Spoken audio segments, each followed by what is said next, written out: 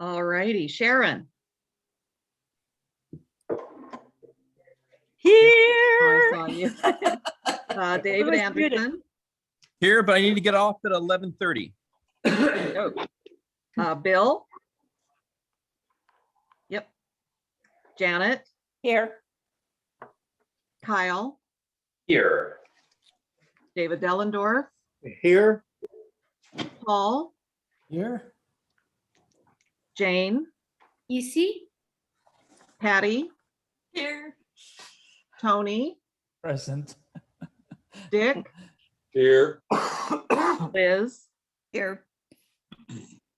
Bob. Present. Kevin. Yes. Olivia was running late. Maureen. Here. Anne Marie. Here. And Tom has a 9:30 commitment. That is all. Wonderful. Thank you, Catherine. Okay, so a couple things. We're going to go straight into the committee report. I'm thinking this actually could be a shorter meeting today and maybe not go all the way through. However, unfortunately, I will have to stay on until 10 minutes before because that's when we advertise public comment, or at least come back on at that point if we do end early.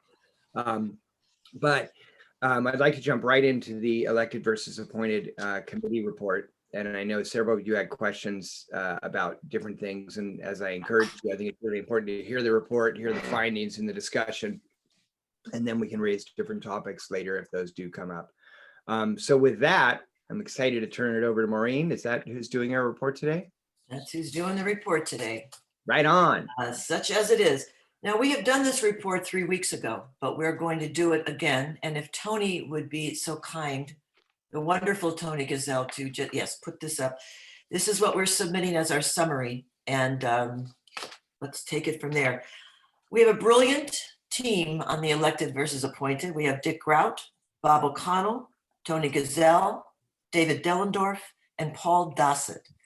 And we have had some spirited and lively conversations. The first one.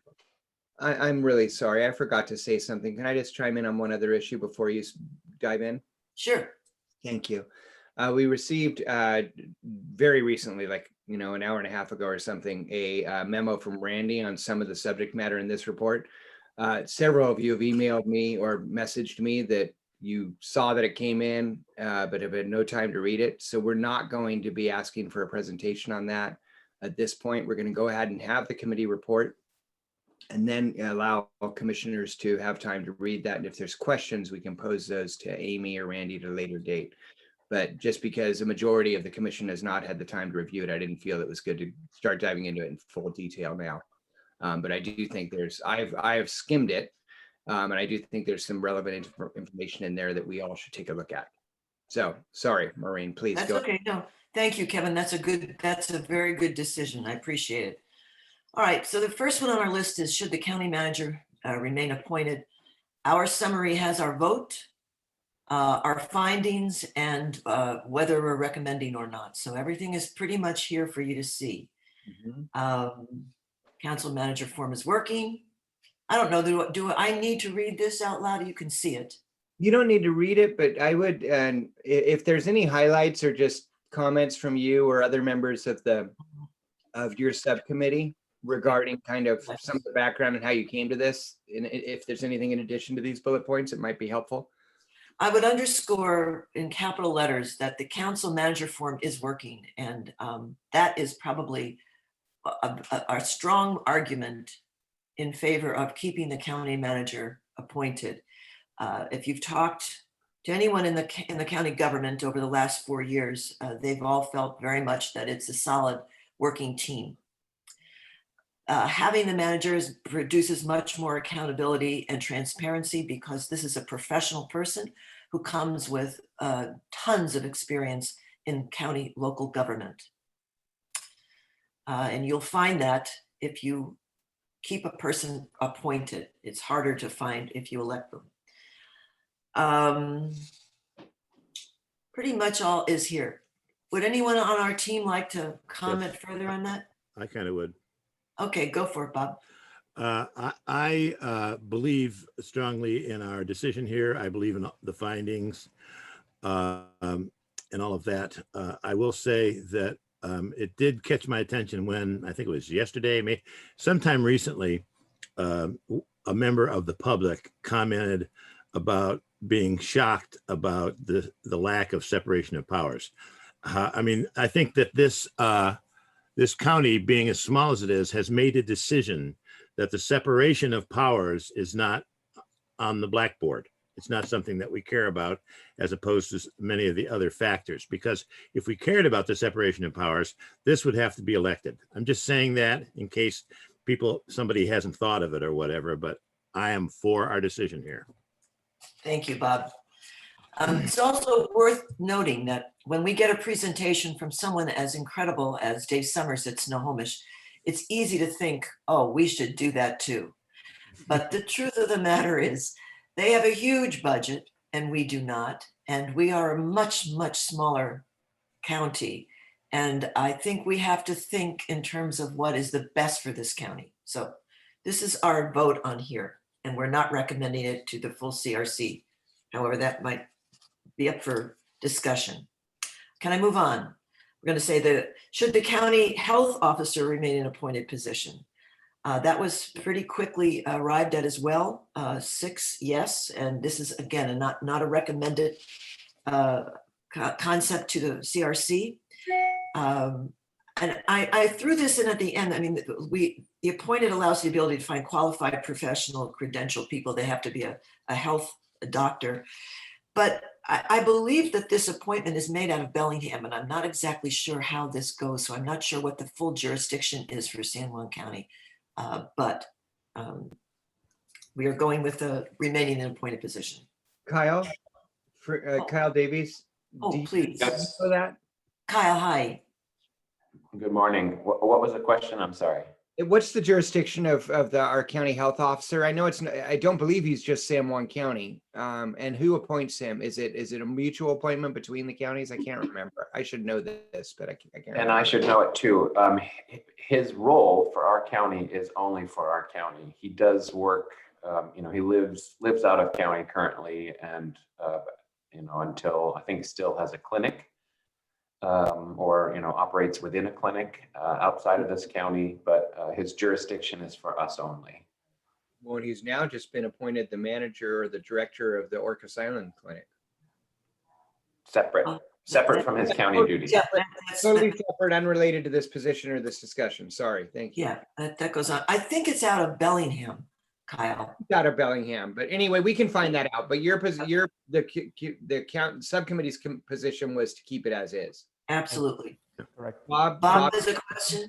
I just wanted to know if he's not elected by us, he or she is not appointed by us, why is this person even in the charter or has anything to do with us specifically as a county? Maureen, Yes, Richard, go. he was until recently concurrently the health officer for Whatcom County and San Juan County. That's what I And remember. I'm not exactly sure how he recently resigned, I think within the past year, from Whatcom County. Because when I was working in Whatcom County, he was the health officer and he was over here as well.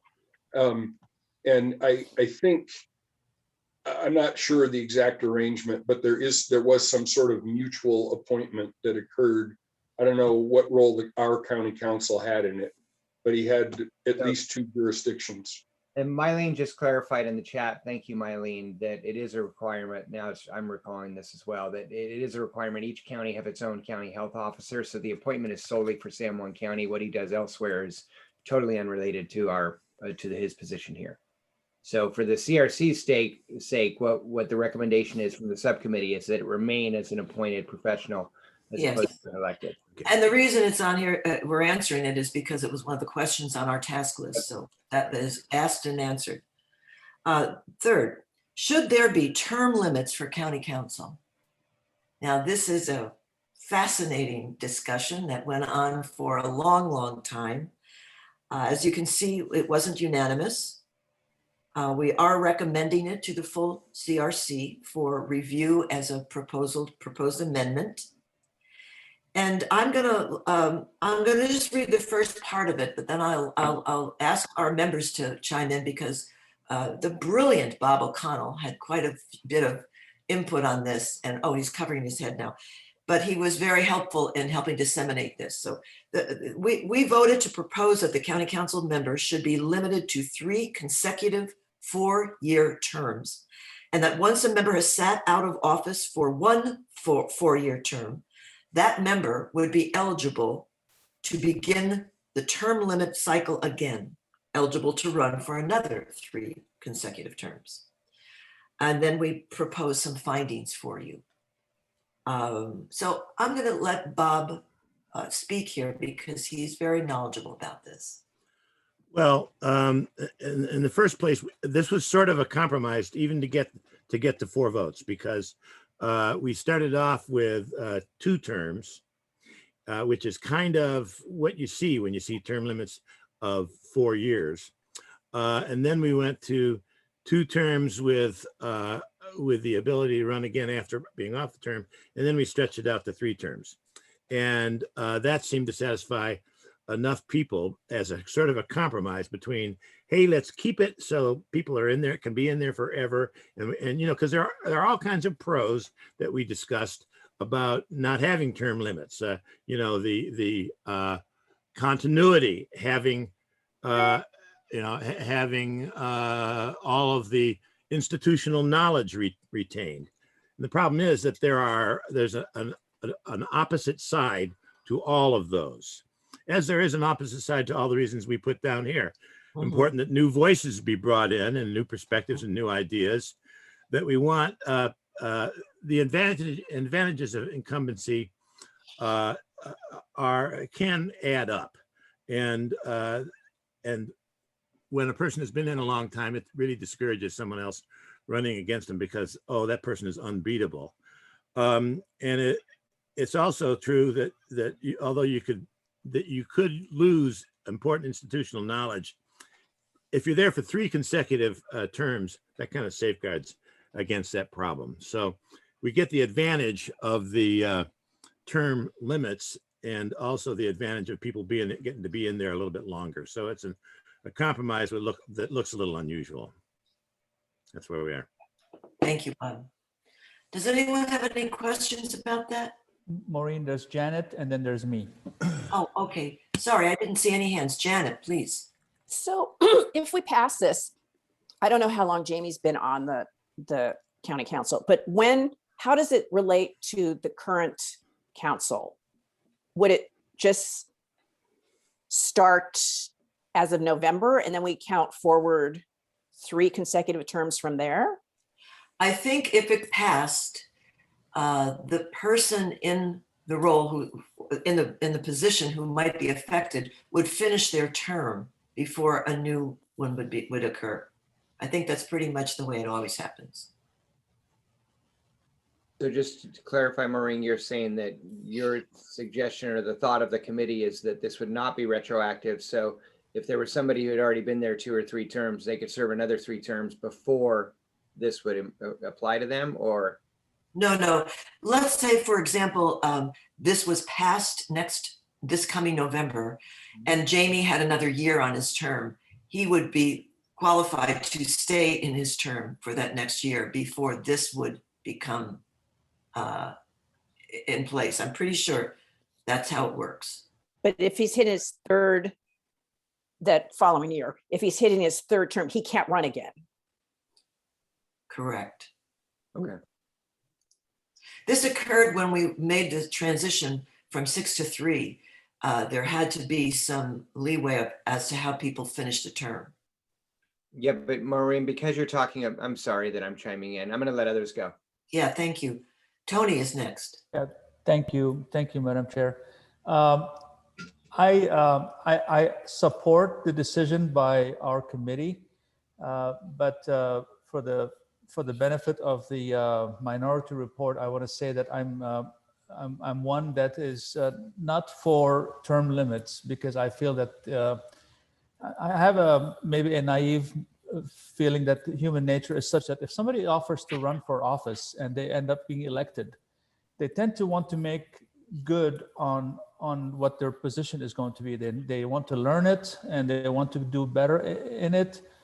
And then it's up to the voters to determine if that person needs to continue on or not. Having said all that, I think three terms is a good number as a compromise. So I would support, I would encourage the CRC to support this particular amendment so that we can move forward and deal with it. As far as what the question was regarding, I don't think it's retroactive, Maureen. I think when somebody, yeah. So if, for example, in the Jamie example, I would imagine he could run again in the future it should not affect current members of the council. It should not affect, I think it should affect new elections. Yeah. Moving forward, because if, for example, if a current member is 4 years, let's say Cindy or you know, I mean, does the 4 years currently is held against them? I don't think it should matter for the current membership of the council. It should be for the future membership. I think that's right, but I think we can get clarification on that. Yeah. Is there someone before Tony? I can't see any hands, so go ahead. Dick Grout and Kevin, I think and then Dick- Bob. Yeah, I think that's right. Yeah. I wanted to point out, and it scared me that I was on the same side as Tony, but I was the other no vote. And the reason I was a no vote was I thought if we were going to have term limits, it should be 2 terms, not 3.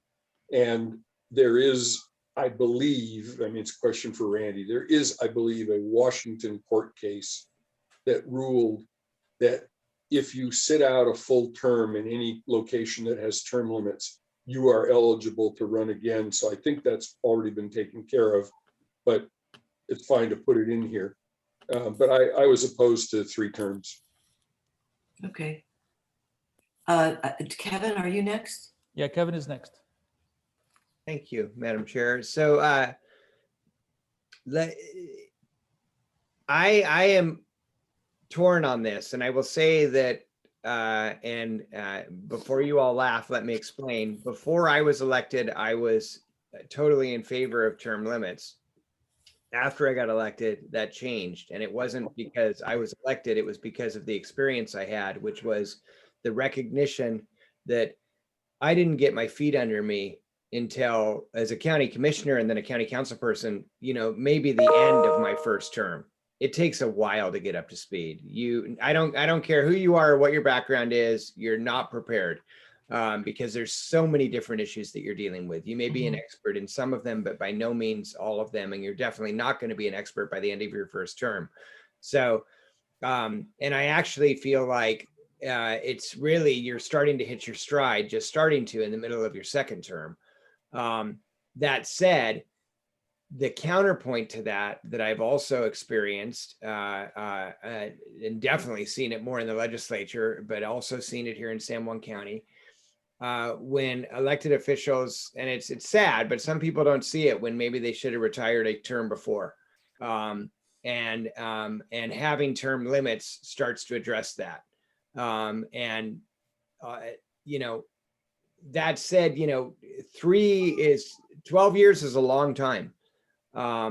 And so I tend to lean, if we're going to go with term limits, toward maybe thinking about 2, but I would be willing to consider 3. I do like the idea of term limits, though, that just because there's at least one elected official in San Juan County, particularly, that I can think of that was there for 4 or 5, I believe, 4, where they really should have moved aside. They did some incredible things, but it was time for them to move aside. And term limits help make that happen in a positive way. Got it. Just so you know, Kevin, we spent quite a bit of time talking about when a candidate or an elected person does hit their stride, and there was a variety of takes on that. It's good to hear you say it took that long.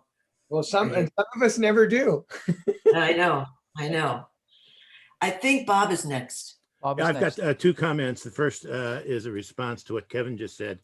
if you are hitting your stride or understanding where you are, not until toward the end of your first term, you would still have 8 or 9 years remaining.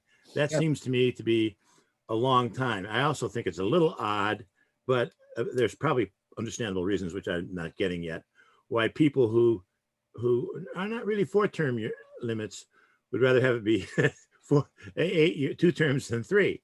It seems like it would go the other way around. But anyway, the other thing that I wanted to bring up was that I believe I remember seeing in the enabling language in our Constitution that set up the charter. I believe I saw language that said none of the provisions in your charter that affect personnel can affect those personnel during their present terms, but would begin when those present terms had ended.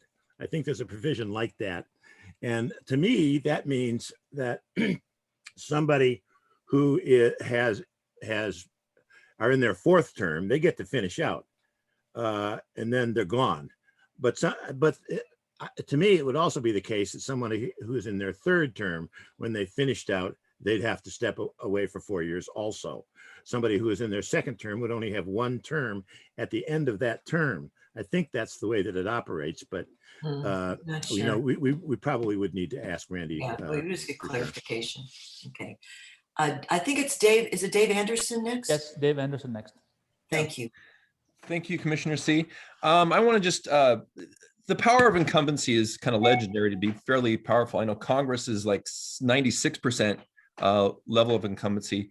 Quoting Ballotpedia here, it says that the local level incumbents had 89% average win rate, with 8 states have had 100% win rate on local level races. And so I think that's good to keep in mind how easy it is often for elected officials to get reelected. We have in this county had candidates run and be challenged and be defeated, so that it's not an absolute total for our county, but certainly I think 89% average is something to be considered here when we're looking at term limits. Thank you. That's a very good point, Dave. Thanks. Do we have someone else? Sharon is next. Oh, Sharon. Yeah, thank you. I'd just like to echo what Commissioner Anderson said, and also say I also think that 3 terms is too long. Thank you. Okay. Is there anyone else? Maureen, Yeah, go ahead. Go ahead, Tony. I just want to say to Dick Kraut's point, you know, I can't think of any better person to be on the same side with Dick, but I think the other point that we made during our discussions is that, you know, we have a very well-educated and very smart electorate, so they can determine quite quickly if a person needs to be voted out of office and so on. So again, I'm still supportive of the subcommittee's decision, but I'm just saying that this thing could go everywhere. It can go 8 years, 12 years, or no limits even. So just keep that in mind. But I like the support of our committee of moving this forward. Okay. Bob is next. Bob. I'd like to make a motion that this proposed amendment be adopted by the full commission. And I would add into that, as we discuss this, I don't know if there's going to be a second, but I would add into that as we discuss this, that I would not be opposed to it changing from 3 to 2 if that's what the majority of people would prefer rather than 3. But right now it says 3. Can we stop screen share for a moment, please? Maureen, do you mind if I take back the chair for a Please second? do. Please do. So there's a motion on the floor. Is there a second? Second. I see a Patty second. Okay, so there's a motion on the floor and a second, and the motion on the floor is to adopt the committee recommendation, which is to create term limits for the county council of 3 terms or 12 years max. They could go off of the council. An individual could go off of the council for 4 years and come back on after that. And I believe Bob is correct that is also, I don't know if it's statute. I think there was case law on that. So that is the motion on the floor. Any discussion? I see Jane. Yes, I'm I'm a bit, it's sort of an issue that's not just only relevant for this presentation and our deliberation on these issues being raised, but I'm a bit confused about the order in which we're approving these things when we're just in real time receiving comments from our prosecuting attorney on the issues that are being presented. And, you know, before we're taking a vote as a full commission, should we not be considering the information that the prosecuting attorney has sent us related to the issues that are coming before us?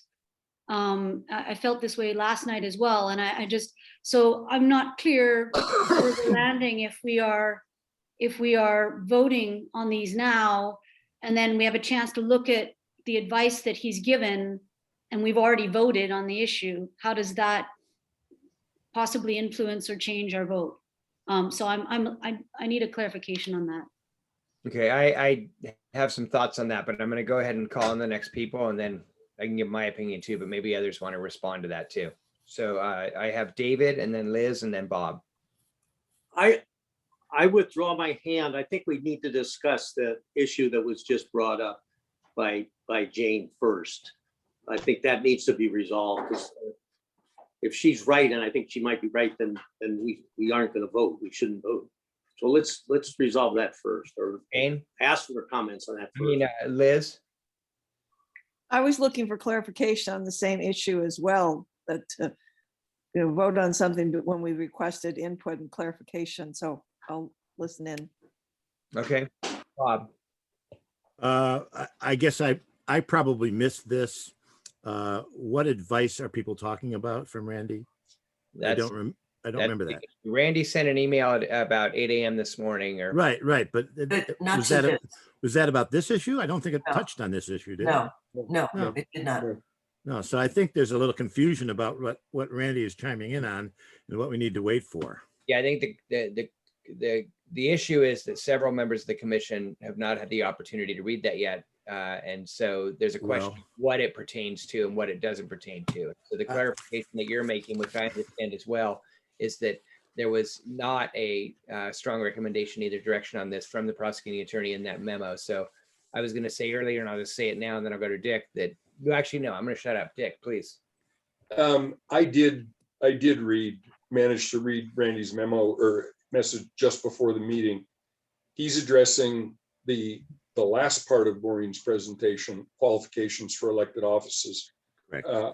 I didn't see anything about these issues. So That's right. I think we can be comfortable voting on these. Jane's point is valid when we get to the qualifications. Exactly. And I do want to add that, in fact, I was proud to be on the same side as Tony. I just like to needle him.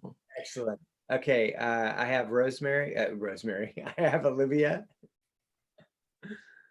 And then with the current motion on the floor and any motions moving forward, we can of course consider what Randy is going to give us as feedback, because in our final days of review at the end of May, we'll be speaking specifically on items that we have decided to move forward. And so if we get further clarification from Randy, we can, revise our motion, and we can rewrite whatever we need to rewrite to make sure that it's exactly what the commission feels comfortable with and has also had a full legal review. So if we move things forward and then they need to be revised, we have time for that on the calendar.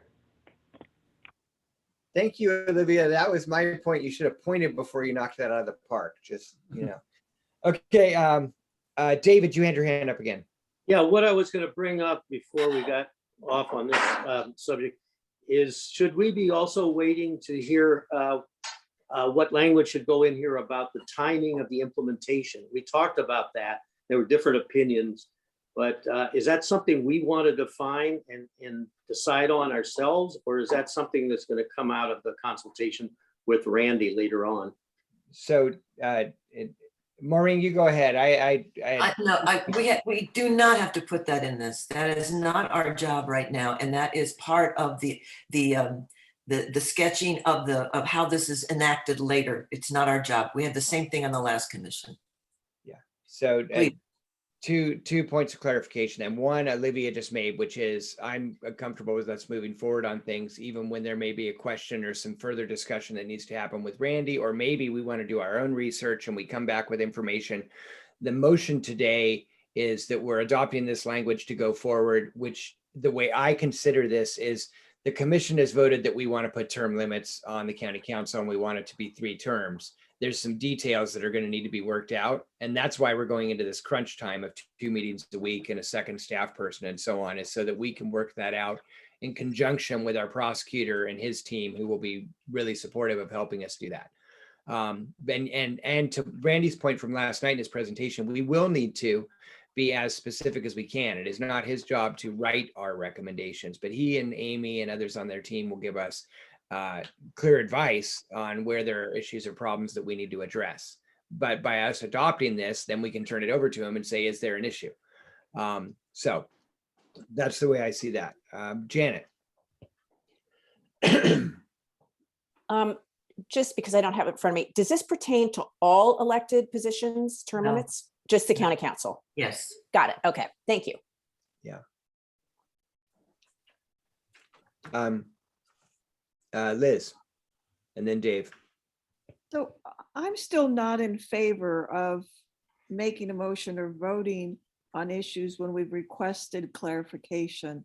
So and once we've voted and it's enacted, there's an inherent resistance to reopen. The sense of urgency is there, the sense of, done and closed is there, and it just makes a bigger hurdle to overcome that before we have clarity, especially when we've asked for specific clarity. So right now I'd be voting on something without understanding how it impacts the current commission, and I would abstain from voting. Bob, do you mind if I go to Maureen first, just because I think she's going to speak to how the charter went through it last time? Is that what you're going to do, Maureen? No, I'm just going to say, we are not seeking clarification on the motion that has been made here or of our recommendation. We are entitled to make that recommendation. When it goes through the legal end, we will be let know then what limits this might have or what encumbrances it might have. And there may even be an offer of how it would get enacted. But every single thing we do that we do not need to seek a legal opinion on, we have to come up with our proposals. That's what I want to say. That's our job. Bob? I was going to say a similar thing. I was going to ask Liz what clarification request she's referring to, because I don't believe anyone has made one. And the other thing is, in case people were not aware of this, to the extent that it's of any value, I did a great deal of research myself on the issue. Now, let me say that was general research, not specific to Washington state law. I don't believe there is any peculiar thing in Washington state law that is way different than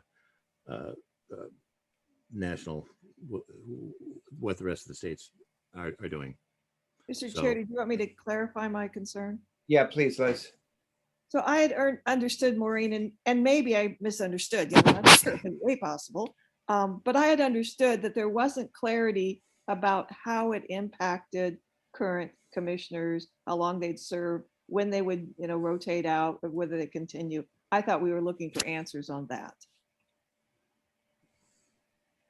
Do you want me to respond to that, Kevin? Sure. I mean, I don't need to, but that will come later. That will come later. The concept is what we're asking the Charter Review Commission as a full commission to consider. And that's what we're doing in reviewing all the summaries. This is a proposal to the full commission to be included as an amendment. And that's our job. And that's what we're going to start with. The specifics of enacting this will happen later. And it really doesn't pertain to whether or not this passes or doesn't. I think that's an important clarification, which is the motion on the floor is to say that we want to enact a policy of term limits of 3 terms for the county council.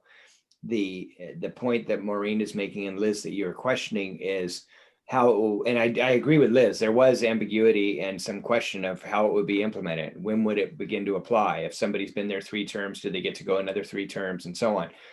that will be defined by existing statute, case law, and so on. Some of that will be advised by our prosecutor. Some of it will be research we can do on our own, but I do believe that can be clarified and doesn't impact the strength or weakness of the motion on the table.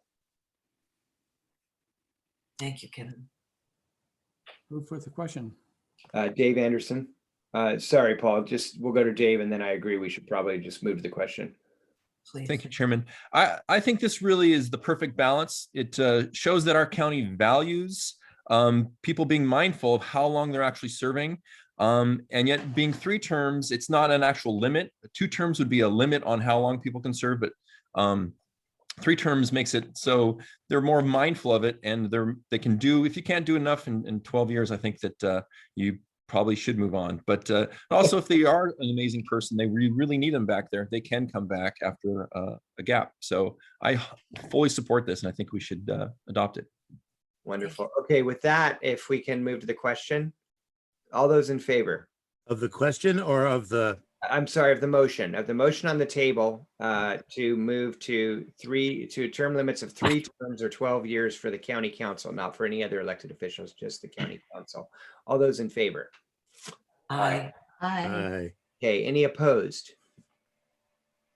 I see Dick Kraut and Sharon Abreu and Anne Marie Shanks and Tony Gazelle. Any abstentions? Liz Lafferty. Okay, the motion still carries by my count, but we have 4 no votes and 1 abstention. So the motion carries. So we will be moving this forward as one of our amendments. Okay. Next point, Maureen. All right, number 4. Been a long time since I've had to say it. Anyway, should the auditor and treasurer's departments be consolidated? This was a vote in which there were 4 agreements and 1 no. This is not recommended to the full CRC. We can only state that the committee declined to consolidate these departments because the current system is not broken. You may have comments on this. Now, I want to point out that we kind of went backwards into this. Should the auditor and treasurer's departments be consolidated? It was sort of, it started to lead, should the auditor and treasurer and assessor be elected or appointed? And we ended up in a number of different combinations of voting that I had to reword everything. So that's why it started with, should they be consolidated? So if you want to have questions or discussion on that first, that'd be fine, because the rest you'll see. Should the auditor and treasurer's departments be consolidated? Any questions for Maureen on that? I see Bob.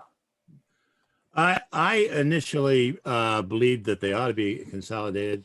And I think that my reason for that was pretty roundly booed, which was that I was suggesting it as a way to save money because I saw in the future a new elected official coming on, meaning the climate commissioner. Yeah. And some people thought you shouldn't do that. You shouldn't do it for the sake of saving money. And other people thought you're not going to save money, you know? So there were 2 different thoughts on that. And those folks on that committee, especially the ones that have served in those offices, are so astute and their logic is so good that they ended up convincing even stubborn me to move off of that. But that is something to consider. If you think it would save money and you think it's okay to do it for the purpose of saving money, then we might want to consider consolidating those so that we can say to the voters that here's where the money is coming from to pay for the climate commissioner. Oh, do we have any? Okay, go Kevin. So I am in favor of the idea of the recommendation coming from the Climate and Environment Subcommittee. However, I would strongly oppose doing this to just so we have money to go that direction. I don't think it's appropriate to tie those together by any means. And not just on those 2 subjects, but on any subjects. If we are looking for cost savings, I think that's a real benefit for us to be doing across the board. But the rationale that I would see for trying to consolidate positions would be more about efficiency and service to the citizens of the county. You know, is some consolidation going to create a better program? And in the presentations I heard from the auditor, the treasurer, and the assessor, their departments seem to be functioning really well. And so I think keeping them as is makes sense for me. Yeah. So it is true. In our exploration of this, coming from all different sides, there is no evidence of any sort that there is a dysfunction in either of the three financial departments. And so it just does not seem feasible at this time to do any kind of consolidation. And if you'll note, the vote sort of came in as to leave the auditor, treasurer, assessor offices separate. So we ended up lumping those together. Do we have any other comments? Bill Apple has his hand up. Okay, thank you. Hey, Bill. It's generally very bad accounting practice to merge the two offices. And if you do put them under one elected person, you end up with two departments because it's absolutely necessary to have checks and balances. One spends and one authorizes the spending in effect. You cannot have those in one person. And this is a major source of losses, of you can well imagine. Accountants, professional accountants frown on the practice of merging these two functions. Thank you, Bill. Are we done with this one? Okay. So the next part of this is to have the auditor, treasurer, and assessor remain elected offices. Here again, we had 4 yeses and 2 abstentions. And this had to do with the same belief we're stating throughout. The departments are working well as they are. Financial services, including auditing, should be free of county council control. And I think that was emphasized over and over from all the members here. And that all Washington state counties, except for King County, elect their auditor. So that was thrown in at the end. We took this seriously. We looked at this from all sorts of corners, and we've ended up coming to this majority, it's not a majority, but 4 ayes. Does anybody have a question on that? I do. Hi, Bob. Hi. Just briefly, I struggle with the logic, and I'm sure it can be explained to me, but I struggle with the logic between what we're doing with the county manager staying appointed and what we're doing with these 3 being elected. Doesn't the logic that applies to any one of these apply to all 4? I would say no. How about anybody else? Why not? Well, let's see. Does anybody want to respond to that? There's a lot to say. No? County manager. Tony has his hand up. Who does? I can't. Tony has his hand up. Tony, thank you. Thank you, Madam Chair. I mean, the argument that Bob just put out, that there's a difference between the logic here. We can argue that logic all the way around, because I sense that a commissioner coming forward as a climate commissioner could also be a question of elected or appointed. So how could that position be? I think each position should be considered on its own merit, not how it compares to other positions in the county. Since the county council, and not to defend our decision about the manager, the county council is the executive and legislative power of the county. So in the charter, it allows us to appoint a county manager. This is a little bit different. These are elected officials that are responsible to the inhabitants of the county, and they are dealing with issues that are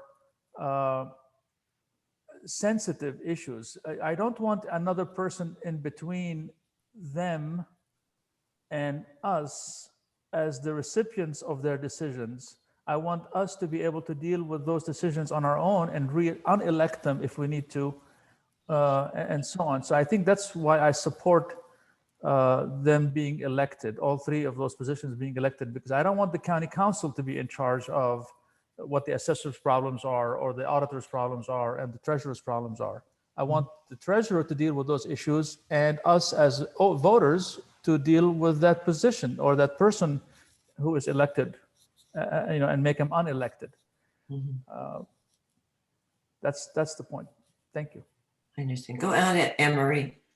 Yeah, I just wanted to make a point of clarification. I thought last night we heard from our prosecuting attorney that all elected officials have an area of executive authority within their jurisdiction. So the county council is not the only person that has executive authority. All elected officials have a level of executive authority, was my understanding. I think you're right. So the findings under the assessor, which are such a specific role, remain the same. You can see the findings here. Same for the treasurer, which led us to the belief that all those offices should remain elected. So unless you have more questions, I'd like to move on. You okay? All right. Okay, number 5, should the sheriff change from elected to an appointed position? Now, again, this is worded just a tiny bit differently because we had issues with the way we were saying it. This vote is that no, with 1 abstention. And it is not recommended to the full council unless they wish to change that. As the most viable, visible elected official, the sheriff is accountable to voters. As an elected official, the sheriff can concentrate more efforts on law enforcement priorities. An election also removes the position from council and administrative intrusion. You may have questions on this. Go ahead, Bob. I'll state that originally I was a no in this, and that the sheriff should be appointed. And I only changed my vote to an aye for purposes of unanimity, but I have since been convinced that I should have stuck to my guns. So I am now a proponent of the sheriff being appointed. And there are strong reasons for that include A, getting the most qualified person, B, not allowing the sheriff and then his deputy, then the next deputy, then the next deputy thing going on, and not having a real choice of who the best people are that you could get into that job. And finally is the idea of a sheriff, even more so than any of the other people who are elected, being able to kind of build a little empire for herself or himself. And for those reasons, and there are others that I have mulled over, but I am strongly now in favor of this office being appointed. That's Okay, got it. How about anyone else? You want to kick this around a little bit? You have Liz and then Jane. Oh, good. Hi, Liz. And there's a dog that has a comment as well. I want to hear that first. Go for it. Maureen, I actually have a question I think is for Kevin. My question is it appropriate to ask for whomever abstained to talk about why they abstained, or is that break some sort of No, Robert's? absolutely, it's appropriate. No, you can ask any member of the commission if they would yield to a question, and then if they want to, and this is the official under Robert's rules way, but yes, you can do it, and they just say whether or not they want to answer it. So, you know, I would be curious to hear more on people's rationale for voting, particularly the abstention. I was the abstention. Go ahead, Dick. I abstained because I during our whole discussion, I felt like Casey Stengel, who once said in response to a reporter, I made up my mind, but I made it up both ways. I was completely ambivalent about this. I can see the pros and cons on both sides. Where I am now is I think I will likely vote against this because, and primarily because I think it's important to have civilian control of the police. So I think, not that we've had the kinds of problems that mainland areas have had, but I just philosophically, I think that's where I'm landing. It's been a difficult debate for me because, like I say, I can see both sides. Thank you, Dick. That's very honest. I think there's a lot of us have been, this was a difficult vote. This was a very difficult vote. I think Jane had her hand up. Go ahead, Jane. Thank you, Madam Chair. I am opposed to the sheriff being an elected position, strongly opposed. I feel that having an outside perspective on law enforcement in a county from someone who may come from the outside, not necessarily, but someone that is appointed based on the qualifications and credentials they have is important. And the notion of rotating deputies between each other, you know, term in, term out, term in, term out, it just, if there are any issues that are problematic in that office, they will just be further reinforced. And the work that I've done on the Law and Justice Committee has shown to me that actually that sheriff has as an elected official, has quite a bit of power. And the role of the Civil Service Board that oversees the staff in that office has no authority over that elected official whatsoever. And so I just think that it's problematic to have your sheriff be elected and there not be any civilian oversight in this county whatsoever in the functioning of that office. There is not, other than civilians saying, I'm going to vote you out of office. And that's a long time where problems can take place, can root themselves before that official is removed. And so I do not favor electing the sheriff whatsoever. I also think this comment in here that says, as an elected official, the sheriff can concentrate more on efforts on law enforcement priorities. I have no idea what that means. It makes no sense to me whatsoever, and I'd appreciate clarification of that. And also, election also removes a position from council administrative intrusion. For me, in thinking about this being an appointed position, I see the potential for council and the administration in their respective ways and appropriate ways as being an oversight mechanism to ensure that the sheriff is adhering to some fundamental requirements, and in the case of issues of justice, equity, diversity, and inclusion, ensuring that those are being addressed adequately within the county. So thank you for letting me talk for that long. Thank you for your comments, Jane. No, they're good. I'm going to ask Richard if you would kindly Can we stop? explain the efforts on law enforcement priorities. Olivia's had her hand up for some time. Pardon me? Olivia's had her hand up. Oh, and I'm Bob sorry. as well. I can't see anyone's hands. Yep, that's why we stopped the screen share. You've got Olivia and then Bob, and then you wanted to go to Dick, I think. Yes. Thank you.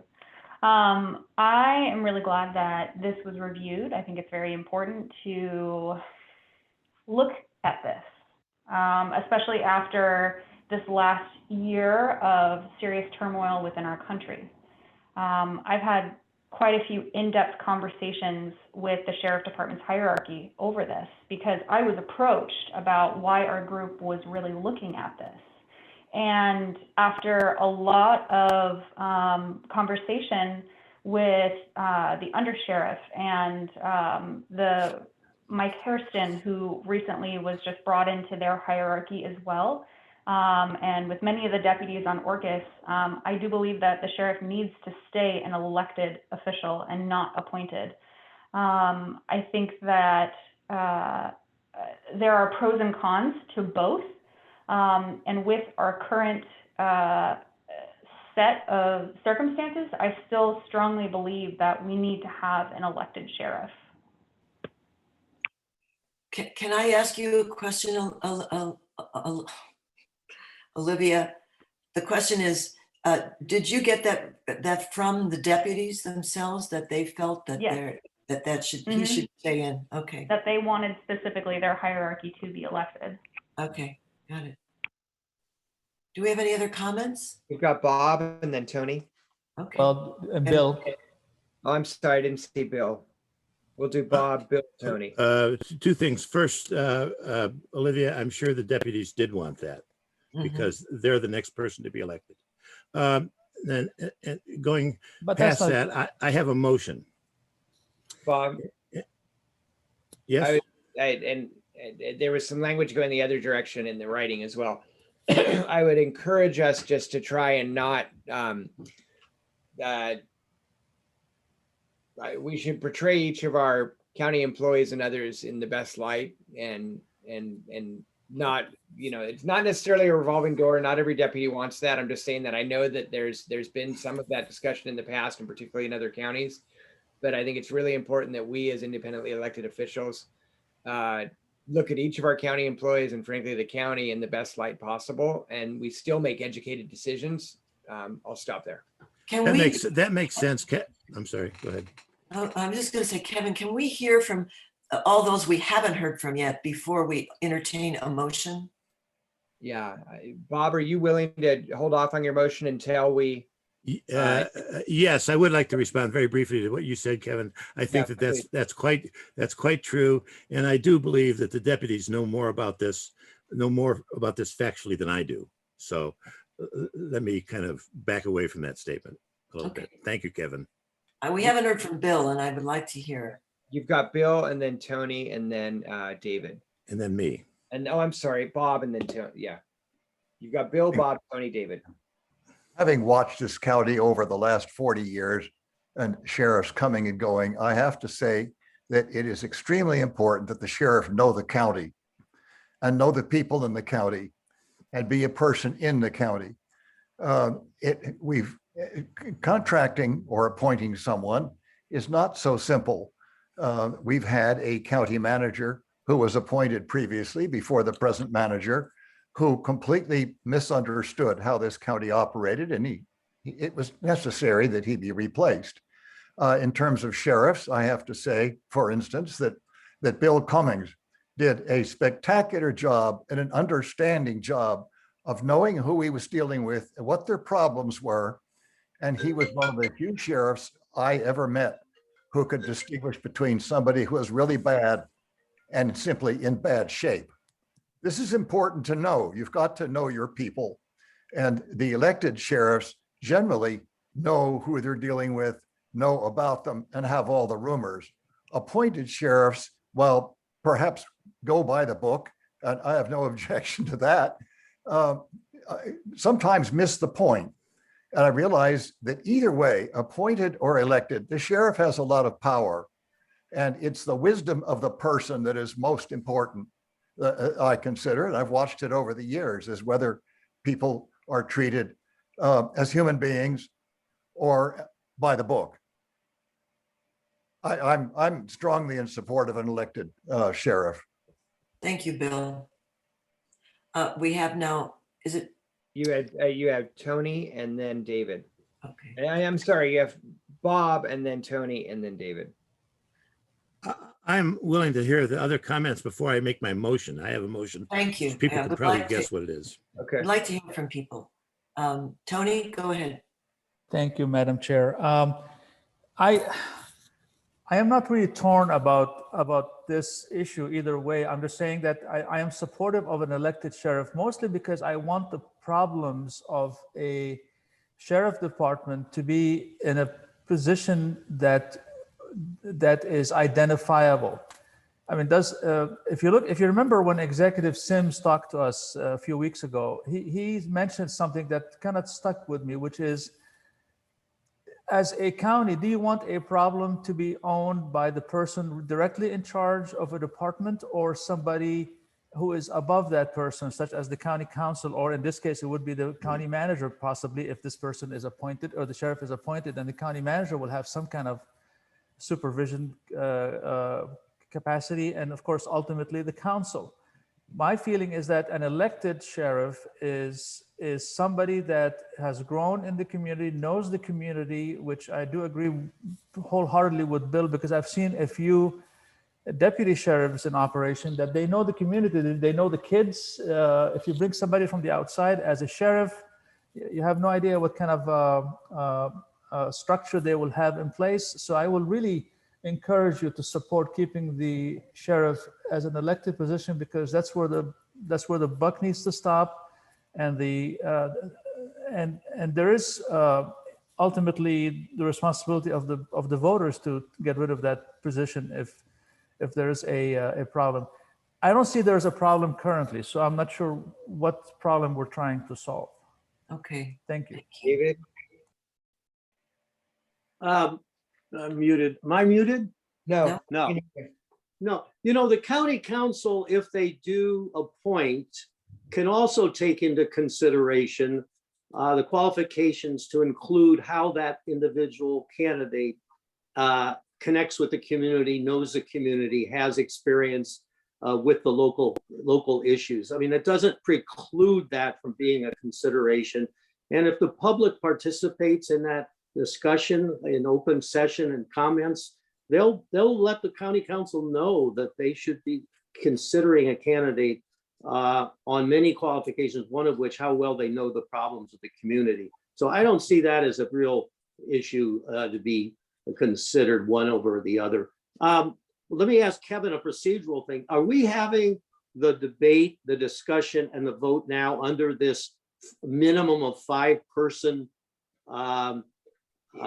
requirement? Is this the end point of that issue, or weren't we originally going to put that off to a later meeting where everything that had 5 votes was going to be considered after we considered everything else?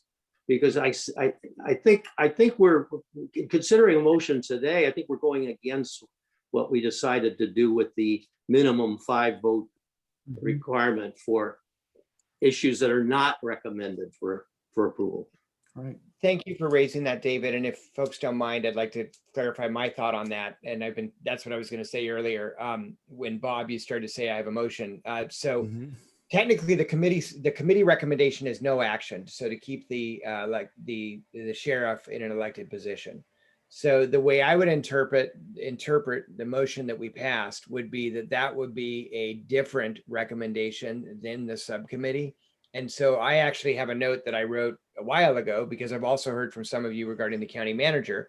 Under new business today, I was going to raise the point that some of you have contacted me regarding the county manager being elected and regarding the sheriff being appointed. And I was going to raise that with the full commission and then state that I would encourage you to please email me if you would like either of those positions to be different from the subcommittee's recommendation, in the same way we've done with the last discussion we just had. Email myself and Olivia and Catherine. And then if there are 5 of you that request that, then we would put that on a future agenda. I do think this is a healthy discussion, because the recommendation is the exact opposite. So it's not like it's a brand new topic, which is why I'm really happy to raise this as a question and not say that I think that's the way we should do it. That's what I was thinking. That's what I wrote in my notes to bring up at the end of the meeting. But I'm curious what others' thoughts are on that. Because technically I would feel this is opposite of the committee's recommendation, so it might fall under that process. However, because it's the exact same subject, it's kind of a gray area as well. So I'm really open for others' interpretation and thoughts on that. And if we could just take a minute on that and then go back to discussion on this, is that okay? If folks respond to my comment and on the process, so this is just you want to process conversation? Yeah, just like other commissioners, I don't want to just throw out, because I'm chair, this is how we're doing it. I'd really love others' feedback on the process side of that. If this were to come up for motion right now, should it be go under the process we voted upon for 5 votes and we bring it back, or should we keep going forward right now? So on the process, I saw David and then Liz and then Tony. I would suggest we have a vote, and if we get 5 votes, then we bring it up at a later date. I don't think we should deviate from the process that you established earlier. Okay. That process for me would be that the 5 votes wouldn't necessarily be today. It would be at our next meeting. Why can't we just have it today? Why not just get it out of the way? I was just saying that's the way we had structured it. So I will go with, I had you, and then I can't remember, it was Liz and then Bob and then Dick. I'm sorry, then Tony and then Dick. Mr. Chairman, I agree with you. I think we've established a process, and to stay with that process, I'll be happy to email you my thoughts on appointed and elected for the sheriff and the city manager. Okay. We have Bob and then Tony and then Dick. I would like to make a motion that we reject the recommendation of the committee, and B, move to a vote to determine whether or not this body wants to consider the idea of changing the sheriff to appointed. You understand, I'm not moving that at the time. I'm asking the body to decide whether or not they want to consider that. And that would be, that would require 5 yeses. All I'm saying is let's do it now, that part of it. Okay, so I'm going to keep going with the list, and then I have a response to that too, but maybe. Well, do I have a second though? Well, yeah, I thought you said you weren't putting that motion on the table right now. You were saying if you're putting a motion on, and that's a superior order. So you would, if there's a second, then we would go into discussion. But is there a second to his motion? Henry. Okay, so we're now. We can just discuss now. Yeah. Tony? Point of order, Mr. Chair. Thank you. You can't have 2 motions in the same motion. I didn't catch that he had. Oh, you're right. Sorry, Tony, I didn't catch that. Thank you, Tony. Let me withdraw the part about rejecting the committee's recommendation and just go to the part of whether or not this body wants to consider the appointment, changing it to appointment from elected. So, Bob, can I just chime in and just ask you a question? Yes, sir.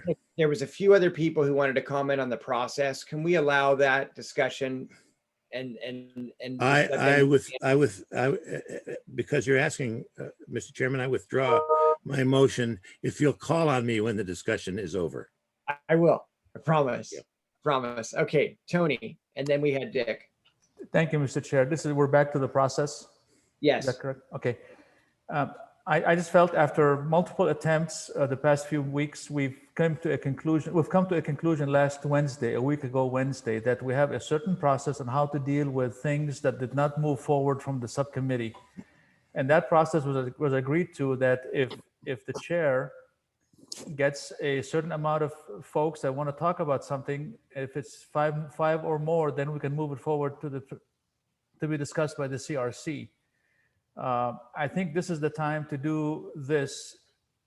Maybe not today, but this particular item came from the subcommittee as a no move forward. So if the CRC wants to consider to move forward, I would recommend that we get that vote so that we can get the 5 or more to move it forward. And I don't think we need to make any more of it. We've already talked about it long enough.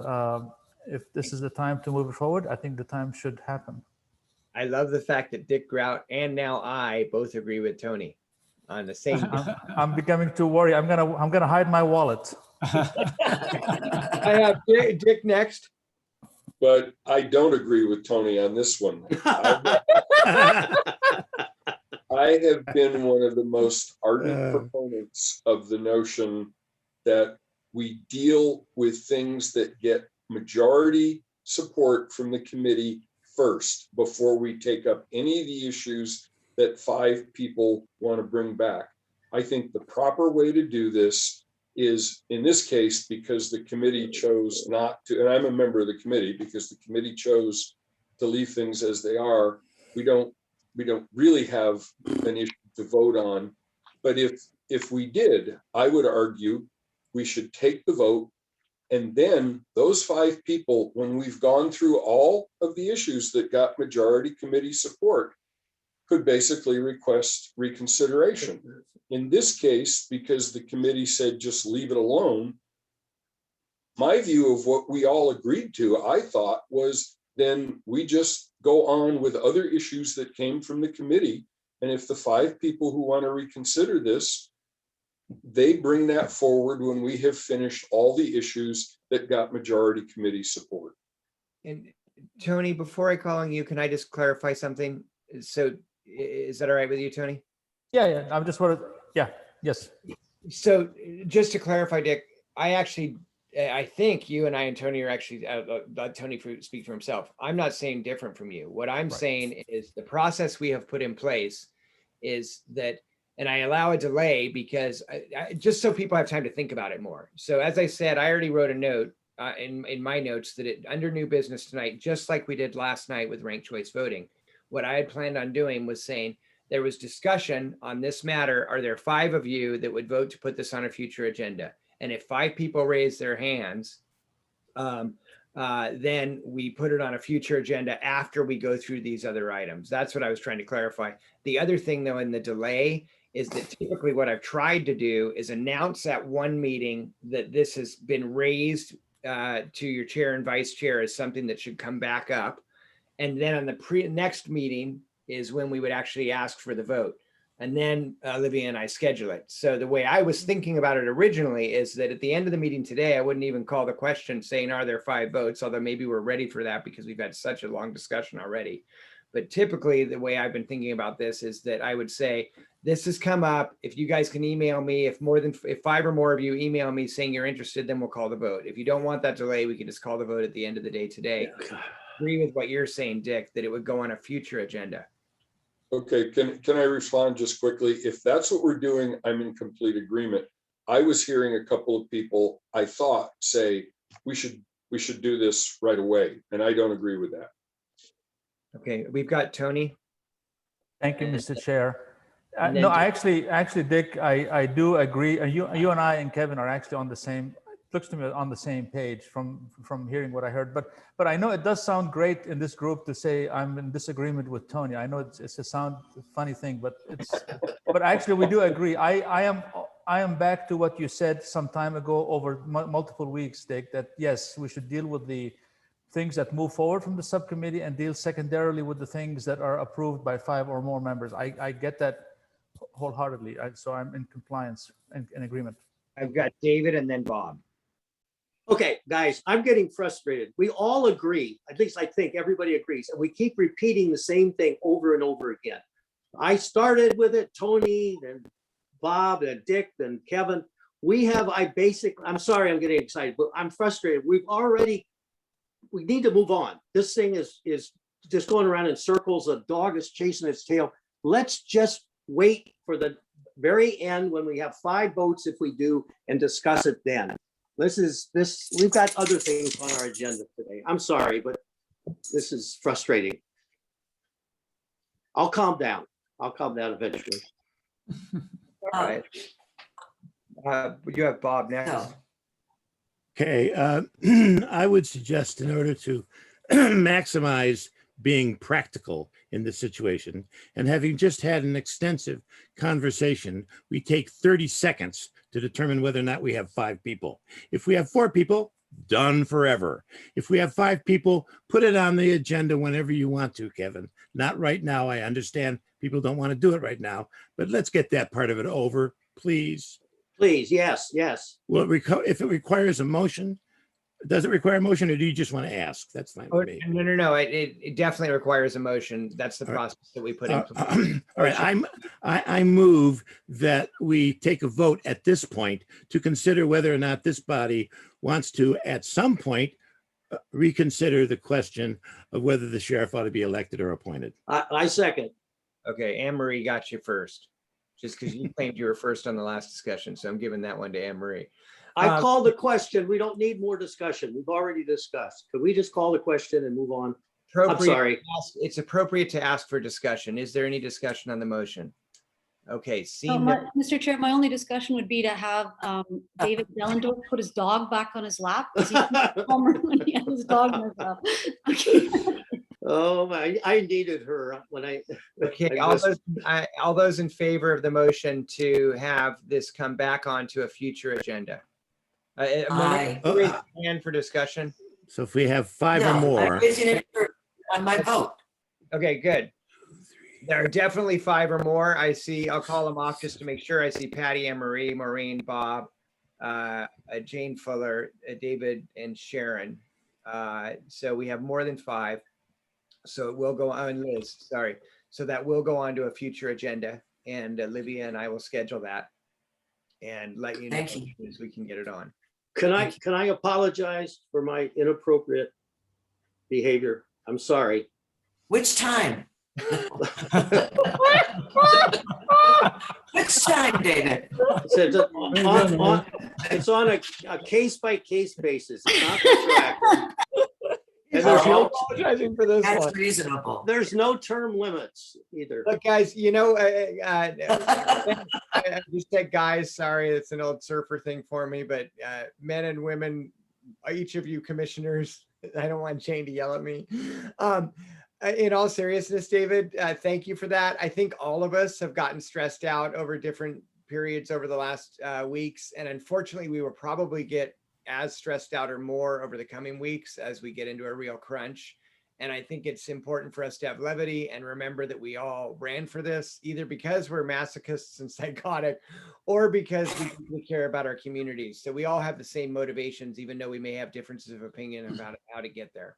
So Okay. All you. So Maureen, back to you. I know, I'm going to try to move on here. This is tough, but I want to say we needed to have this discussion. This is a big, big topic and everybody has had different feelings. I'm glad we had it. It was fruitful. All right. What's left here is should the county clerk, not left here, there's another one. Should the county clerk remain in elected position? This was pretty soundly agreed upon, 5 yeses with 1 abstention. It is not a recommendation to the full CRC. The findings are very direct and fairly simple to understand. It has a lot to do with checks and balances and the responsibilities that go with the county clerk's job. So I'm not going to read them out, but I think everybody can see what I see. And you may have questions about this one. Again, we were not interested in fixing something that was not broken. David. I might add that one of the considerations we made, Maureen, and you can interpret it better than I can perhaps, is that the county clerk actually has 2 bosses. They have functions that are related to the county itself, and they have functions that are related to the judicial system, the court system. And one of the things, correct me again if I'm wrong, we thought that if the person were to be appointed, how could you have a position appointed by the county council when that person's responsibilities also include the independent judicial system? So it was just a complication or a consideration. And there were many other reasons why to keep it an elected position. And I hope I was more calm this time. I'm trying to learn from my mistakes in the past. So well, you're a leader in comments right now. Did I do a better job this time? Excellent, beautiful, lovely. Thank you. Thank you. Thank you. And good points, good points. Jane, I can only see Jane. Hand up. Yeah, thank you, Madam Chair. I just had a question on D for your committee related to recruiting and appointing the clerk as a department head would most likely result in increased cost to the county. What is it? Can you explain that? How your committee came to that determination?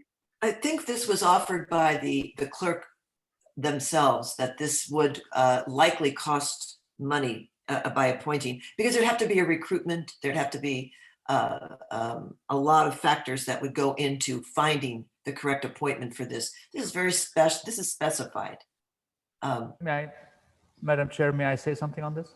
Please go ahead, Tony. Jane, as during the conversation with the budget folks and others, it turns out that the county, San Juan County, the appointed department heads make considerably more money than the actual elected department heads. So that's part of that item D. Considerably more. Yeah, there's like 20–30% more income for the appointed heads as opposed to the elected heads. Right, okay, that's current day. That could change in the future. So I'm just beyond, apart from that, is that the only basis for D, or is there any other reason why? I mean, and I hear what Maureen said about, you know, the cost of recruiting, but that's a pretty built-in cost in the county anyway, because through the recruiting processes that have to be done and all the rest of it. But I don't know. I'm just asking. I really don't feel particularly strongly about this. I think there's two parts to what you're asking here, but the first part is what Tony is specifying. The department heads get paid considerably more. So if this person went from an elected to a department head, it would cost the county quite a bit more.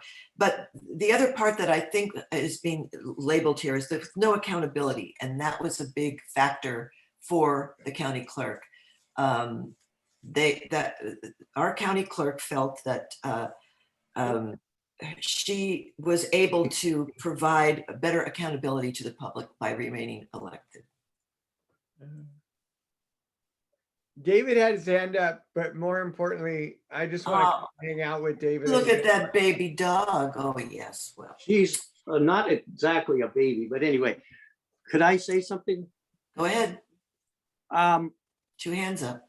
Yeah, if the clerk reports both through the judicial system and the county council, if the county council were to appoint the clerk, what happens with the clerk's responsibility to the judicial system? There would probably have to be somebody else that would be, I don't know, elected to deal with the clerk's responsibilities to the judicial system. So you can't have one position that's both elected and appointed. It's very complicated. It was surprising, I think, to me when we learned from the county clerk about the position's dual responsibilities. And I think that was another reason to say, wait a minute, the system works. If we were to do something like elect part of her responsibilities and appoint the other part of it, we open up a possible can of worms. We don't know the repercussions, unforeseen consequences, et cetera. And I think it goes back to what we said earlier about when it's not broken, why try to fix it? And Okay. that would be, yeah, that's it. Okay, I think Richard's got his hand up. Yeah, let's be clear. The clerk is an independently elected official. She does not report to the council or the judges. In fact, one of the points she made to me when I interviewed her was that she has on occasion disagreed with judges and how they wanted to do something. And she has the authority to do what she thinks is right. They are not her bosses. She is an independently elected official.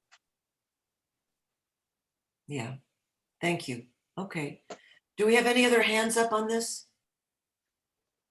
I'm not seeing any. Kevin, do you see? I do not. Okay. I would like to just move by way of introduction into number 7, which is very important and now has some caveats attached to it.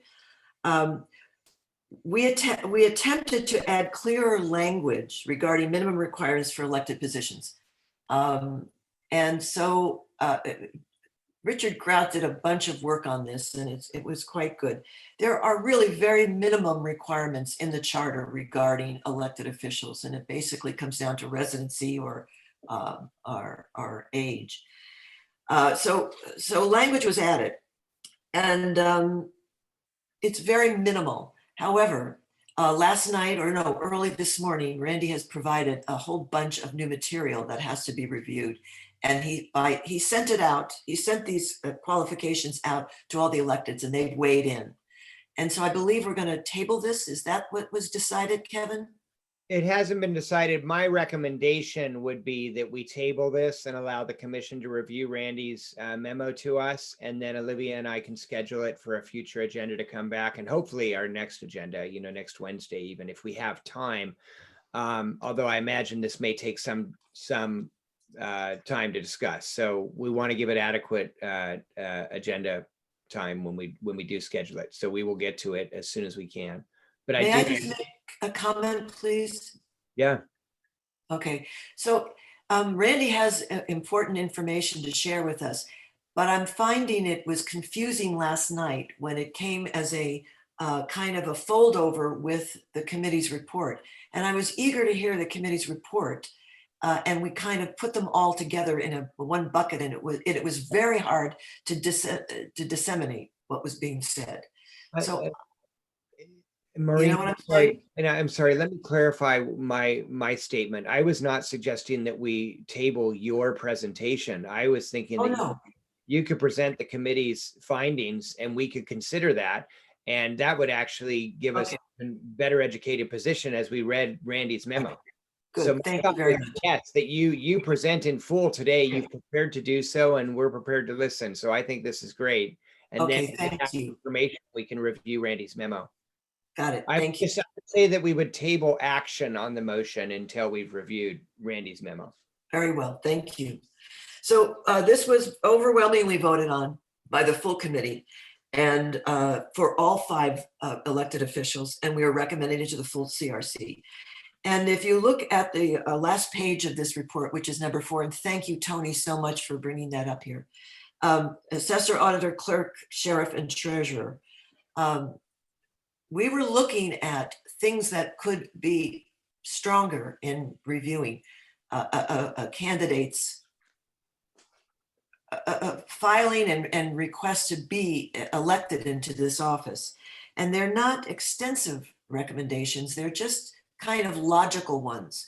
I think they speak for themselves. And the assessor was probably the hardest because they have so many RCW, they have so many statutorial requirements for the assessor. And that is indicated in here by quoting that. So Tony, go ahead. Thank you, Madam Chair. This particular thing about qualifications, I was initially opposed to having qualifications other than what the charter has in it, that the RCWs have in it for these positions, which is you have to be a resident of your district, you have to be a registered voter, you have to be of a certain age, or not a certain age, but a U.S. citizen, and so on. And I also wanted us to consider what could be easily verified at the and I use that figuratively, at the counter of the elections office. When somebody comes in to file for candidacy, what does that person have to do on the other side of the counter to be able to say, yes, you are qualified? In the RCWs, there are a few places where these positions have to have certain qualifications. As an example, which is not on this list, as an example, the attorney, Randy's position, the prosecuting attorney, you have to have passed the bar exam. So that's easily verifiable.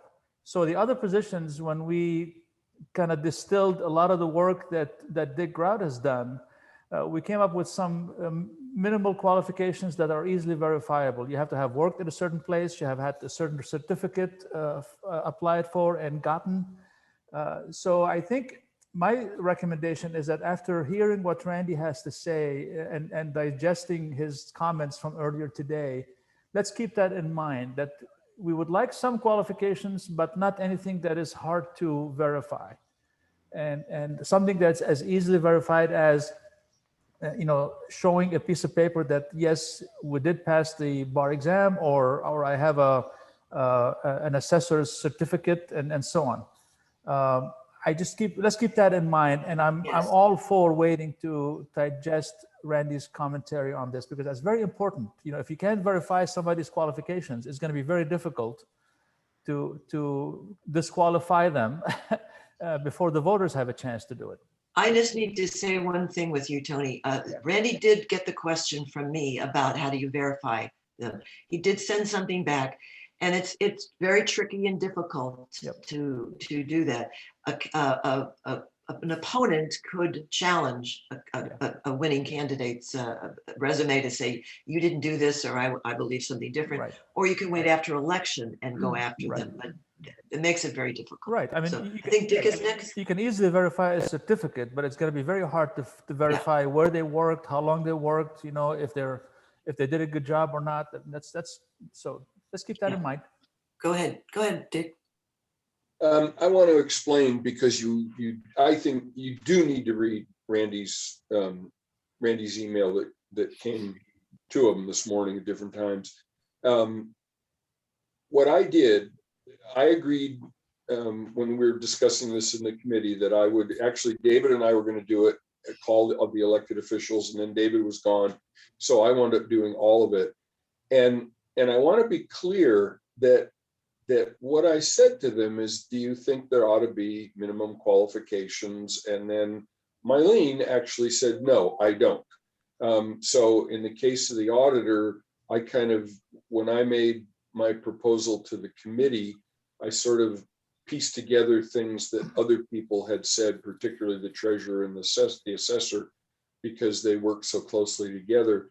But what I submitted to the committee came from those discussions with those elected officials.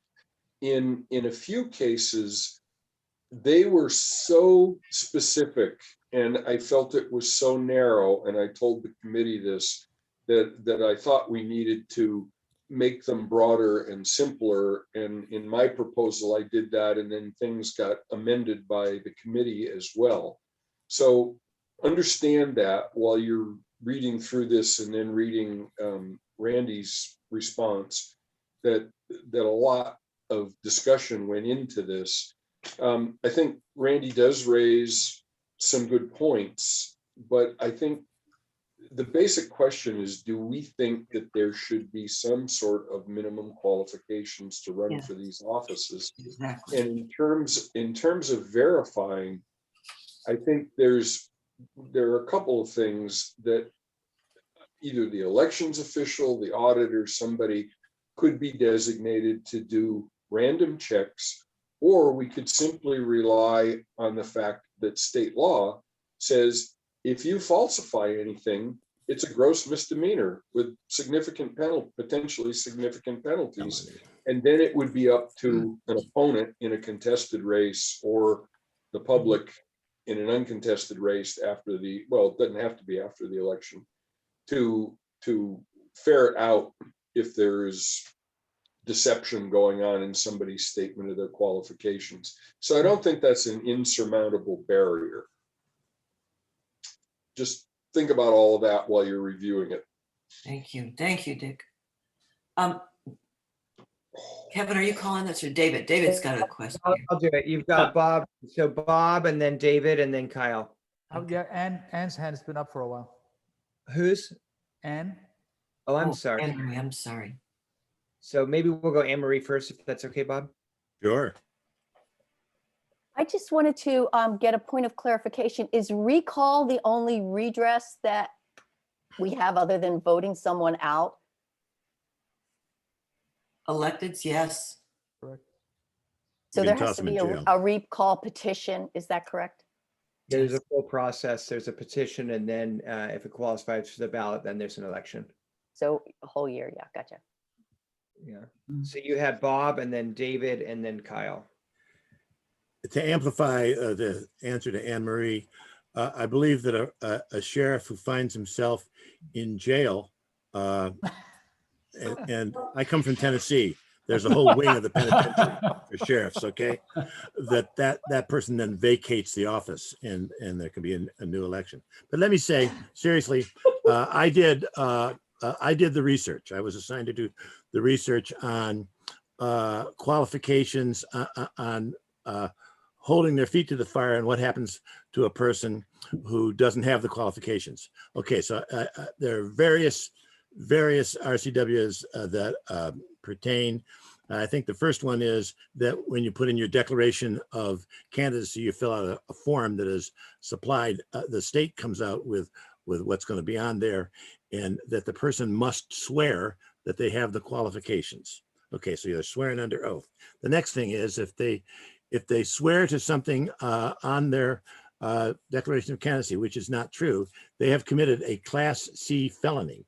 A Class C felony is punishable by up to 5 years in prison and a $10,000 or a $10,000 fine, or both. Okay, so those are some serious matters, and I would think that if you knew that the person was lying about his qualifications, you could report that to the prosecuting attorney, who would have an obligation to look into it and answer the question of whether or not he's going to prosecute the person under that statute. So there's some very serious penalties for lying about your qualifications. I got David and then Kyle.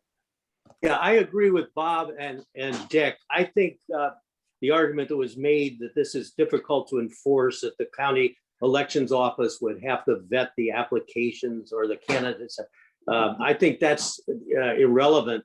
It would be good. It would be, and it's not in here. There's nothing in here about the responsibility of the elections department or any county department to vet the applicants. There's nothing in here about that. We could do that. We could not do that. But the point is, you've set up a limited qualifications that have repercussions for the candidate if elected, because they can go to jail. And I think that's important. I think that it just sends a message to people that are running for office. Hey, if I falsify this, I could end up, with significant sanctions. So I'm not going to fudge the numbers. Where if you didn't have something like this, they could say anything. The other thing is, we talked about minimum qualifications, including age, like 18 years of age, 21 or above.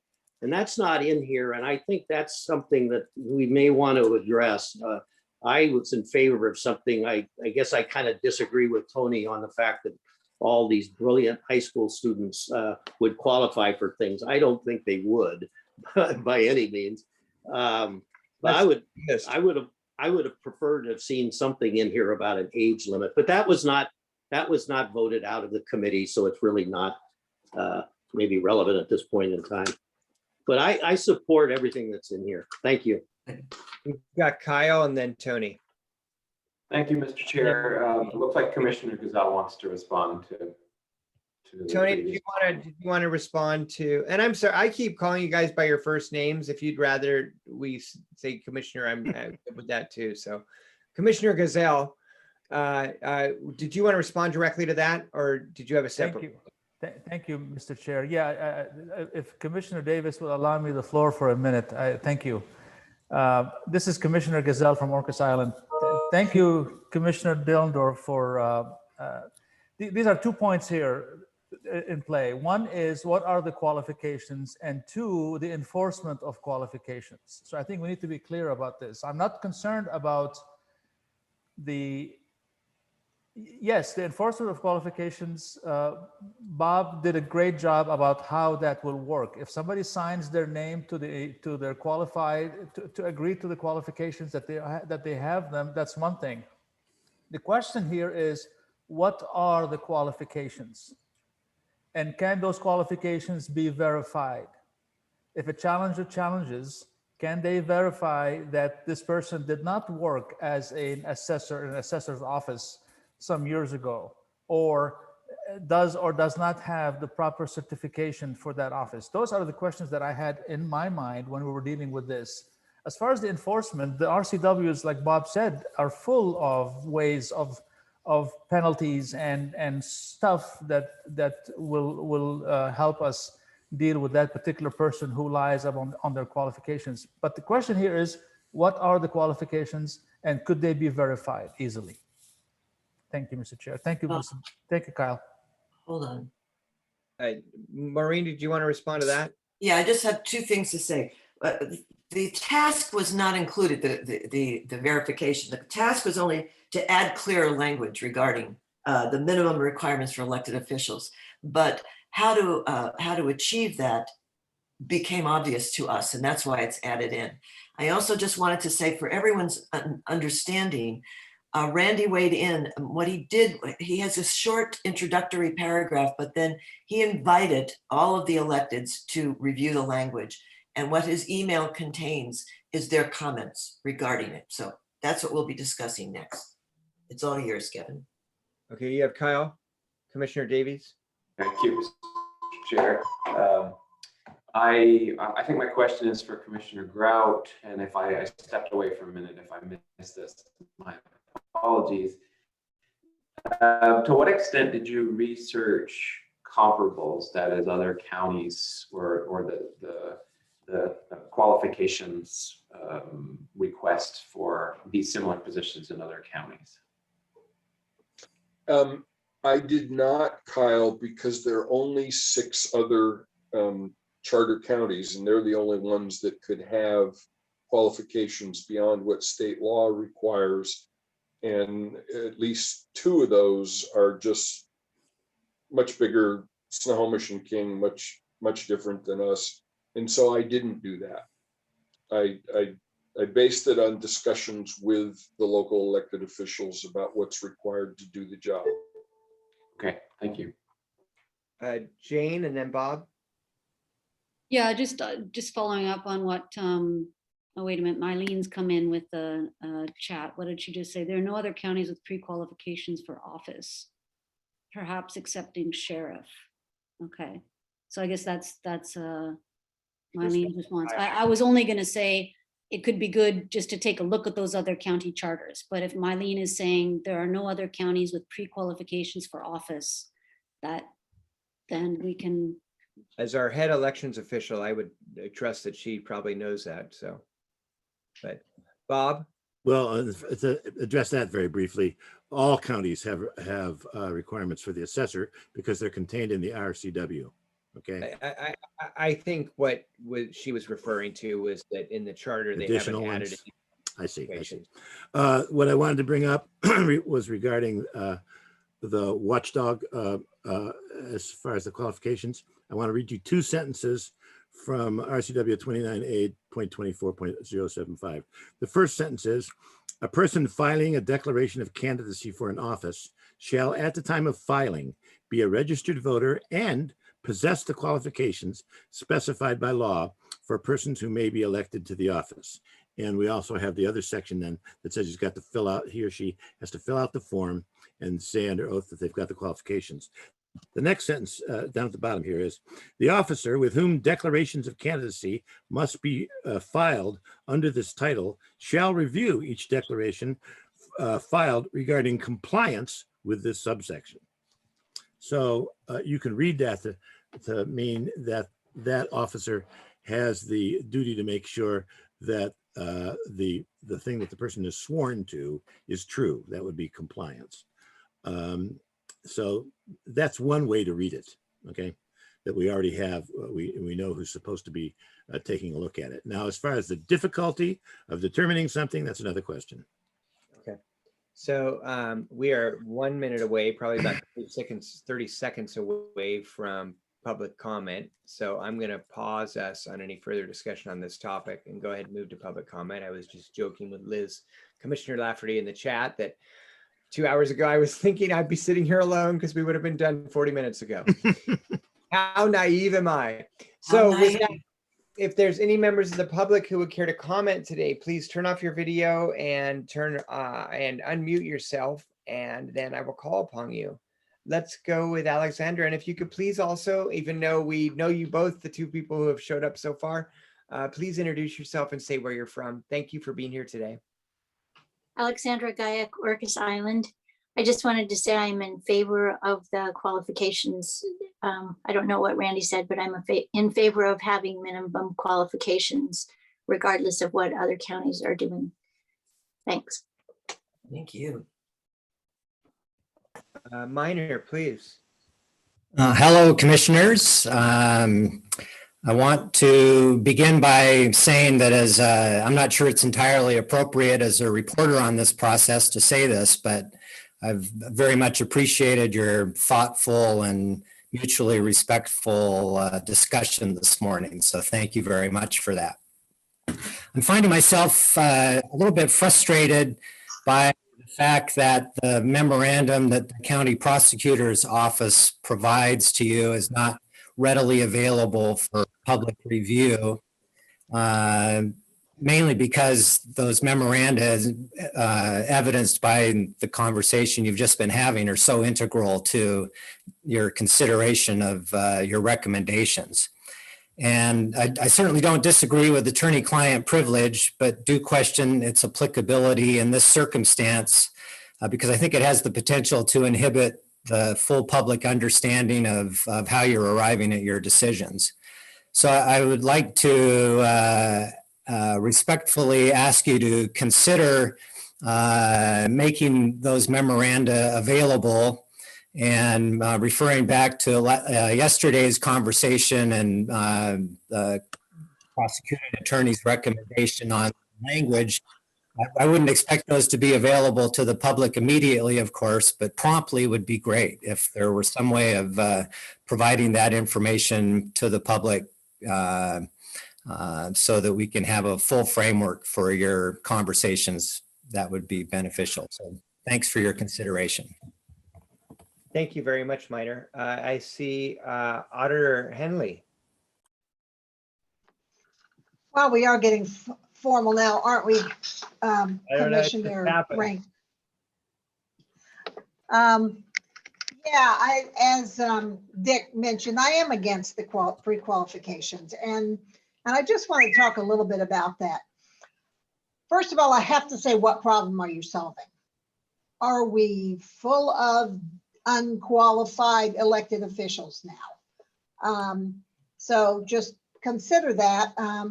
I think one example people occasionally give is Bill Cumming, who has been earlier this meeting cited as one of the best ever sheriffs. And I agree that he's a man who knew the community and did a fabulous job for 24 years, one of the longest serving sheriffs in Washington history. So clearly unqualified when he ran, and that was a subject of debate when he ran. And he was talked about in the paper, and people argued, can a juvenile probation officer become a sheriff? And anyway, he won, he served, he did a great job. So what problem are you solving? Specifically, when you look at what are the auditor qualifications, my issue is once again that there are so many responsibilities of the auditor's office that it's hard to simply define. For example, it misses somebody who served in elections, and many auditors come from the election side, and yet the qualifications would miss someone who spent time in elections. It says a chief deputy auditor is a qualifier, but what about the accountant who spends 5 or 6 years here? Equally qualified, and you're just missing so many qualified people. Obviously, this has nothing to do with me because number one, I'm retiring. Number two, when I came in, I was qualified under a couple of the things, but there are people who are qualified now to succeed me who you are excluding. About who would review the qualifications, the answer is nobody would review them unless there's a challenge.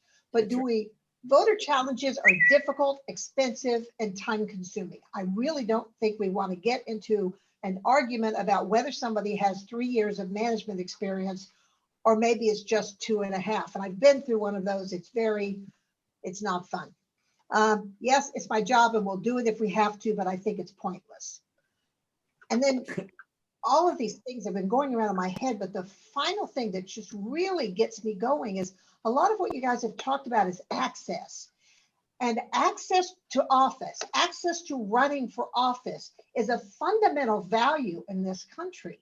People have the right to run for office, and the people out there have the right to decide if they want them in that office. And we all know people who have not held management experience, but are excellent managers, who maybe just started in accounting, but are great accountants with different, it's just, I think this is a mistake.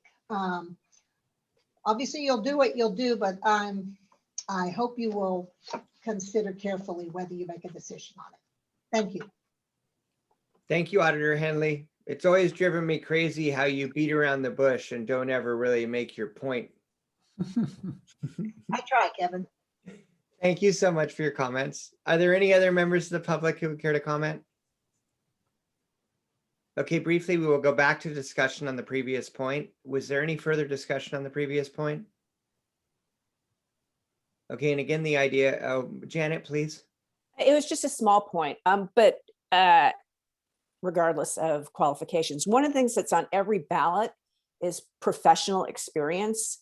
And it's not as if there isn't any exposure of the candidate's background in this. Professional experience is one of the things that's listed, and hopefully every candidate puts their professional experience in that section. So the voters actually do vet the experience of a candidate, whether it's truthful or not, we can't validate that. But there is, in voters' minds, some sort of minimal experience that they need. And I was just going to point out that on every ballot, there's that section, or in the voters pamphlet, I'm sorry. David, I see your hand. Is there anybody else who hasn't gone yet? Sharon's David, hand if you is up. don't mind, Liz, did you want to Sharon's say? hand is up. Sharon's up. Who? Sharon Abro. Oh, Sharon, sorry. For some reason, my computer is not showing hands the last several meetings unless you physically raise it. So sorry, I'm not ignoring you. Sharon, Commissioner please. Breu. Yeah, no problem. No, I just wanted to say that just that it came up, I know Janet corrected herself that it's in the voter pamphlet, not on the ballot, but and this may not be an appropriate place to bring this up, but we don't get voter pamphlets for all elections. We don't get printed voter pamphlets for all elections in this county, and I really think that we should. I don't know if we can address that in any way or not. Okay. And Tony, I saw your hand too, so I'll go to David and Tony. Oh, no? Okay, so David, if you don't mind, I haven't gone, and I'd like to just chime in with one thing on this, if that's okay with you. Definitely. Okay, thank you. So I'm really torn on this because I like the idea of having some level of qualifications in there, and in some instances, maybe having them more.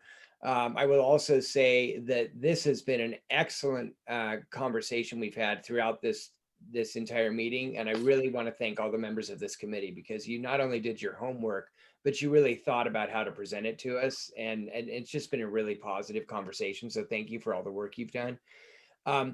I shared this with somebody last night, actually, that one of my experiences when I was in the legislature, which blew me away, was finding out that the chair of one of our two financial committees, and I'll just say it was transportation, who was entirely responsible for the entire state budget for transportation, our ferries, our highways, our bridges, everything, and had been in that role for a long time, previously to being elected, was a hairdresser. And you would have never guessed that she had the skill sets. I didn't know her before she was elected, but I would have never guessed before she was in office. If I had met her, I imagine I wouldn't have said, oh, she should, be responsible for the entire budget for transportation. And yet she did it masterfully. And a lot of people didn't get along with her. And myself, I had a lot of disagreements with her, but she did her job really well. And so Mylene made me think of this just now, that there are officials, and we've spoken about our past sheriff as well. There are officials who have different skill sets that transfer really well into an elected position that we may not think of when we're checking the boxes. And so again, I'm torn, because I came into this when you guys started this discussion of, wow, this makes a lot of sense to me.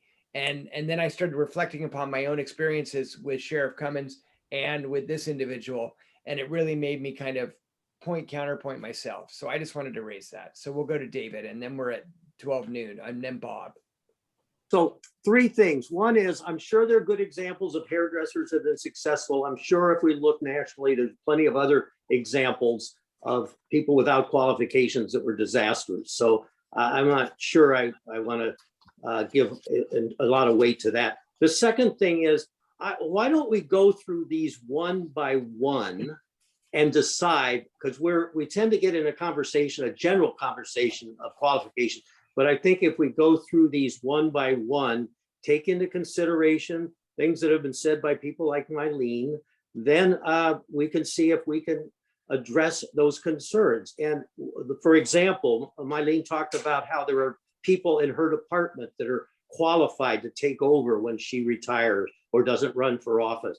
And we could very well address that by putting a qualification for at least auditor, county clerk, and treasurer, that one of the qualifications could include that the person has worked in that department for at least X years. So then the voting public knows that, hey, this person knows the ropes and would be a worthy successor. So I think if we go through these one by one and consider additions like that, we might make some progress. And the final thing is, Mylene and Kevin and Maureen could probably answer this question. Have there ever been elected races in our county in your recent memory where there was only one candidate? Oh, yeah. Because the argument about how, the voters will take that into consideration, that only works when there are two or more candidates. But if there's one candidate and that candidate is a complete, everybody knows that person is not qualified, they're going to get elected anyway. Of So, course. yeah. Good. Okay, so we've got Bob and then Emery, and then I'd like to close debate on this because remember, we're going to come back to this at a future meeting after we've all reviewed Randy's memo. Thank you. And then we still got a new business item too. So Bob, please. Number one, unqualified hairdresser. Have you never seen Steel Magnolias? Okay. Number two is I have now read Randy's memorandum in its entirety, and I can tell you that there's nothing in there that bars anything that we've got. He talks about the qualifications for coroner and the qualifications for prosecuting attorney, none of which we deal with. And he basically says, I haven't seen the qualifications that you're talking about. When I do see them, I will go over them and tell you whether they conflict with state law, which is the big thing. Are there any of them that conflict with state law? That means they're different than, or they wipe out what's in state law. I just want to let you know that. Thank you, Emery. Yeah, I just wanted to point out that most of these do have state law requirements, and we should bear in mind that there was a lot of discussion that went into those RCWs. The second thing is qualifications are also used frequently to keep a system in place that doesn't allow for diversity and for the level of equality that we might want in our county. So in looking at these, I would just ask people to keep those things in mind. Thank you, Anne Marie. Okay, so we will ask for action on this item at the next meeting when it is scheduled so that every commissioner has the opportunity to read Randy's memo, if that's okay with the commission. Yes. Dick, Kevin? and are you agreeing or you have a comment? No, I need to clarify something Bob said because he made the same mistake I did in looking at Randy's email, and Maureen had to straighten me out. Maureen's always straightening me out. Thank God. Yeah, there you have to open. I think it was opening the additional items. It's not just Randy's old memo from March 7th or whenever it was. There's a long email that talks about each position, and it was responses from the people in those offices. So be careful when you're reading that. You need to make sure you're reading the whole thing from Randy, not just that older memo. Thanks, Dick. Commissioner Dick.